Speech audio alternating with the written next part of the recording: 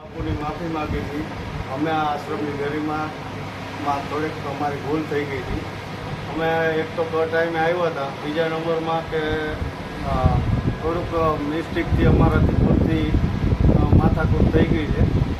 ઘણો સમજાફેર થઈ ગયો હતો એનામાં. તો અમે બાપુનું નતમસ્તક થઈ અને અમારી માફી અમે બાપુ સ્વીકારો. કેમ કે અમે તો બાપુ કાળા માથાના માનવી, તમારે અમને થોડુંક તમારું મોટું હૃદય રાખી અને અમને માફી આપો. અને અમને બસ આટલું જ છે. જે કાંઈ તમે કહો એ પ્રમાણે અમે કહેવા રાજી છીએ. અમારી ભૂલ થઈ ગઈ તો અમે શું કરીએ? ખાવાકાર હતું